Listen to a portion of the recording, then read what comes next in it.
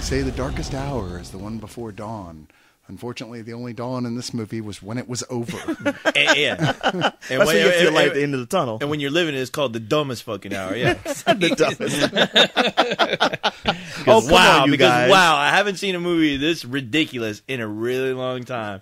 I mean, I've seen asylum films that have more logic than this film had. To be fair, I think that the American public is probably dumber now than at any point they've been in a long time. I mean, our education system is shit, so they're like, fuck it. Who cares if we don't use anything vaguely resembling what science, the way science actually works? Yeah, but the thing is, it's the Russians believing this and going, we'll just throw whatever bullshit at them. They'll believe it. Yeah. Man, there wasn't no Russians in this. Yeah, I love that their Russians are the cartoon Russians from the 80s. They're all gigantic and full of steroids. Seriously.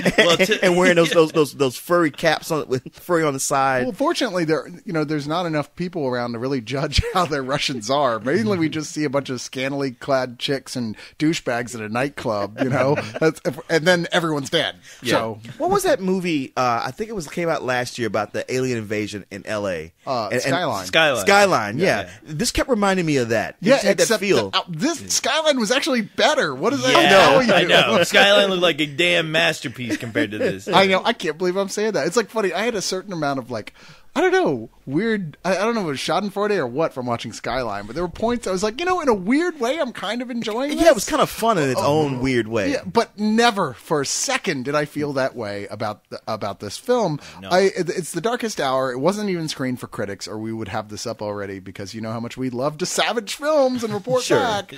And this was actually the director is Chris Gorak. I don't even know anything about him, but it's Don't worry, the director managed to savage this film. So yeah. but it's produced by Timur Bekmambetov, who he did those Russian sci-fi films. Those. Yeah, the Night Watch and Yeah. Day Watch and all that. And I think he also directed Wanted, if I'm not... Yeah, he did Wanted, Oh, wow. which was not a success in my mind. I think financially it was, but Yeah, I know. it was not a good movie. No. But he's one of those guys who seems to think even with Day Watch and Night Watch, which were both when you watch them, you're like, okay, there's a lot of creative visual stuff going on here, but there's just no sensible plot at all. It doesn't make sense. It's like he'll tell you one thing and then change his mythology the next minute. Right. And it's like, okay, and Wanted did the same thing, but even worse, because, when it's all in Russian, you can kind of forgive certain... You're like, You go like, well, maybe You they feel like are- you have to. Yeah. It's like, aren't they starving or something? Yeah, we'll leave them alone. They're so hungry they couldn't afford a real plot. Rambo fucked them up real good. Yeah, it's like, But Wanted, everyone's American studio, everybody speaks English. You got the skeleton of Angelina Jolie running around killing people. You think, yeah, you could make that all. No.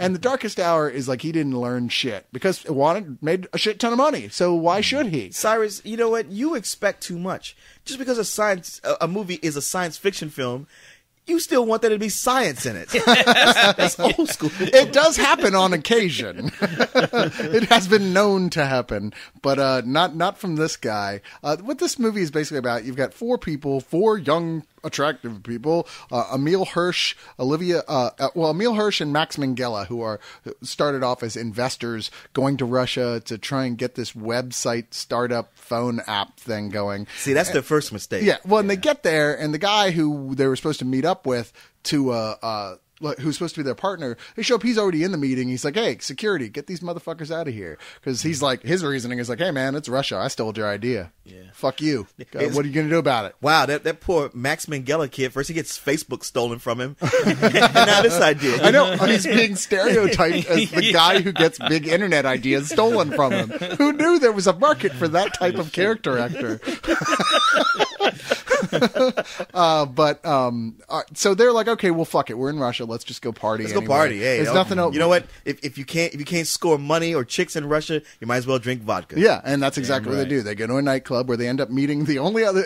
How do you run into the other two Americans? But because when you don't have enough money to cast a bunch of extras. Yeah, exactly. Well, there's a bunch the of only other ones with a full set of teeth. There are a bunch of ostensibly Russians, but none of them really say much. So it's not really. They could be anything really. But they run into Olivia Thirlby, who I'm actually quite fond of. What's she been in before? I don't know, but she sure looks good. But she just looked so familiar the whole time. Like, damn it, I know this. I've seen this girl in something before. You have seen her in a lot of stuff. Actually, it kills me because she looks like somebody I know also. So it was throwing me off. She was in Juno, Solitary Man, No Strings Attached. She's been in a lot of stuff that wasn't that good. She's going to be in the new Judge she was Dredd good movie. in. Yeah. She was in Bored to Death. the show that you like. Okay. Yeah. All right. Okay. That is canceled, by the way. I know. Sorry about that. Everything you like gets canceled. Stop watching Stop stuff liking that I like. Hey, man, you turn me on the shows. You need to stop doing that. That's I your gotta first stop doing problem. that. But anyway, they hook up with Olivia Thirlby and Rachel Rachel Gould. Gould. Rachel Taylor, who are two American and a British tourist, two friends. Is she British? She sound more Australian. Well, she had some kind of accent. It was unclear because it kept changing. Yeah, so it did. Yeah. I didn't think she was much of an actress personally. No, she's You're terrible. right. You're right about that. They're partying, and we're like, 10 minutes into the film when suddenly, like, these lights fall down from the sky and start killing absolutely everyone. These giant, they're kind of, they're big, empty. Okay, More they're like a they're just a force of Like retarded embers falling from the goddamn sky, and they start wiping out shit. And Oh, I that's know all what you it was. It was budgetary concerns wiping out everyone. It is like Because it's like being aliens. killed by the inside of a light bulb. Exactly. It's aliens who you can't see anything but a tiny little flicker on the screen of like orange stuff. And that's it, because they literally went, here's a great idea for end of the world film. Aliens that we don't have to design. Right. So these things that are like, they've got like force shield bubbles that anything that comes in contact with them just disintegrates into dust immediately. Which was kind of a cool effect. Whenever they actually killed somebody, Yeah. and it would disintegrate them into ash. Yeah. I was like, you know what? That actually looks cool. Yeah. It deserves to be in a better movie than this. I know. It was cool the first few times around, yeah, because when you realize, okay, I guess I ain't ever gonna fucking get to see these aliens. So if it had been like phase one of an invasion where it was like, okay, here's what happens, and this is the early part, and it uses too much energy to keep it up. That's just for the initial attack, and then after that, we actually get to see the fucking aliens that were cool and did something else neato.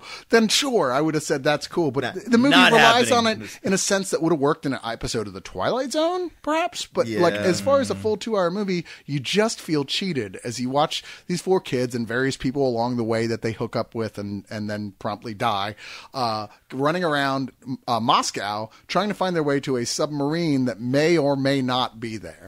Well, the problem with it is, you mentioned Twilight Zone. Yeah, you can see something like this on a Twilight Zone. There's plenty of people have taken Twilight Zone plots and made competent movies from them. Right. This isn't one, and you don't get a sense of like wanting to follow these kids because you don't know much about them. What you do know, you don't really like. The deaths are all predictable because everybody who dies, they're either a douche, they're a coward, or they do something heroically stupid. Or you saw them all die in the trailer. There is that too. So and while all that's going on, they come up with these ideas about like tracking or knowing that the alien is there by pulling shit out of their ass every minute with like how they go by detecting these things and then they're gonna make a microwave gun for no apparent reason just out of because what? It's like just because they can do it all of a sudden and you're like okay what slow down what I love that they find this guy who's developed a microwave gun and he lives in a Faraday cage. You're like, and I he don't hates care. Tony Stark's dad. And I don't care. I know, right? There should have been Whiplash.